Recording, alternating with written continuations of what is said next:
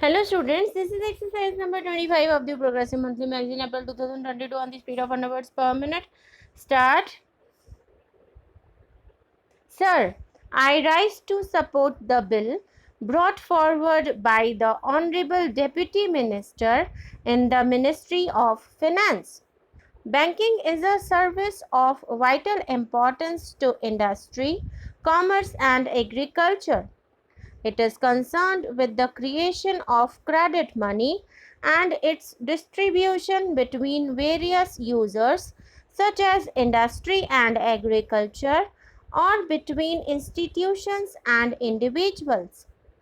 In fact, the smooth working of a modern economy depends on the proper regulation of credit with which the banks are concerned. The question, therefore, of recruitment of the personnel of banking institutions assumes great importance. The Banking Commission has recommended the establishment of such a commission in its report in 1972. In fact, government have been rather late in bringing forward this very important and necessary piece of legislation. Before nationalization, some of the big commercial banks had made some arrangements of their own for recruitment of their staff. The Institute of Bank Management and the Reserve Bank of India, through the Bankers Training College, run some short-term and long-term courses for recruitment and training of bank staff. But these arrangements are not adequate even to meet the requirements for recruitment of high cadres. The largest proportion of bank's staff consists of clerks and cashiers. The recruitment policies followed by most of the Indian banks before nationalization were not based on either scientific lines. In several cases, even minimum qualifications were not insisted upon. The Banking Commission has reported that in many cases, people who had not even passed matriculation examination were recruited as clerks. There was no proper evaluation of the aptitude or capacity, and very often caste and relationship determined the choice of candidates. Lack of training facilities, however, aggravated the problem, and banks found themselves with staff which had neither aptitude nor ability to carry out the jobs assigned to them. The bill, therefore, is welcome. It seeks to provide for proper methods of selection for recruitment. It provides for the establishment of a body corporate to be called the Banking Service Commission.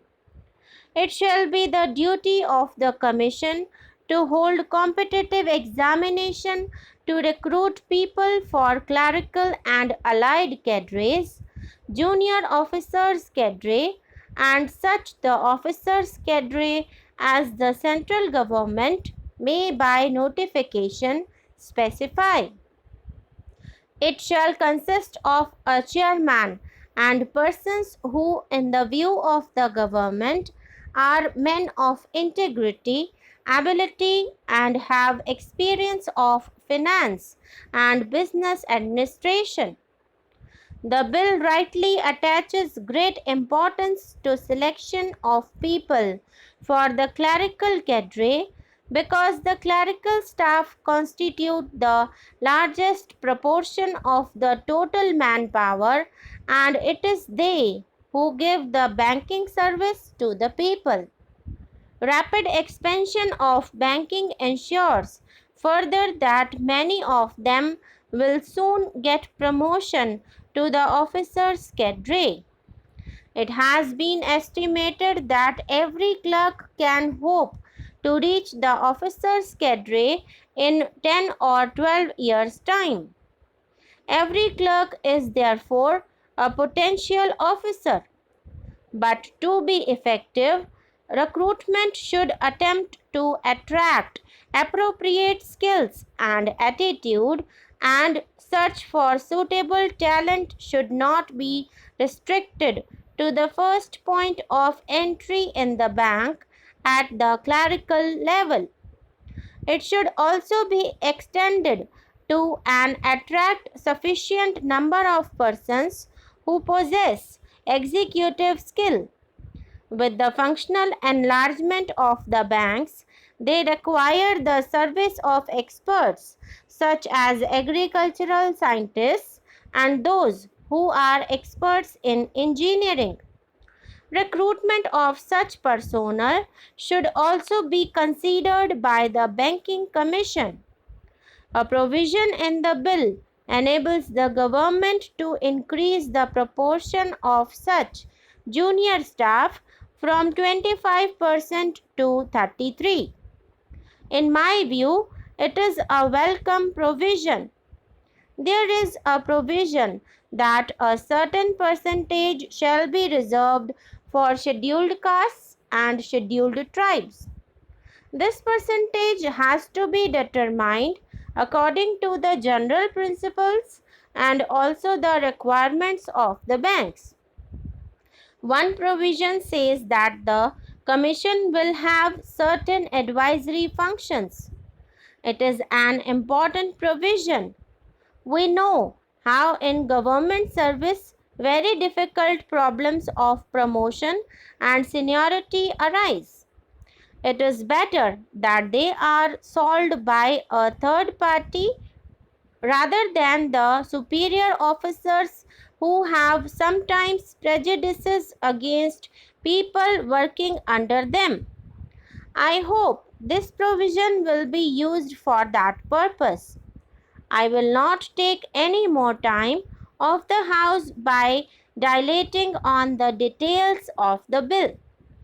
I hope the honorable members will accept the basic idea behind the bill. The establishment of a commission on the lines envisaged will impart objectivity and impartiality in the recruitment procedures of the banks by prescribing uniform qualifications and eligibility standards applicable in all public sector banks, and thereby help to tap the right type of persons for the banking industry. MP finally, there is a last clause which says that the government may extend the provisions of this bill to other banks. If the Banking Service Commission could cover the recruitment of other commercial banks also, so much the better. We will have uniform standards for recruitment of personnel in all the banks. With these words, I support the bill.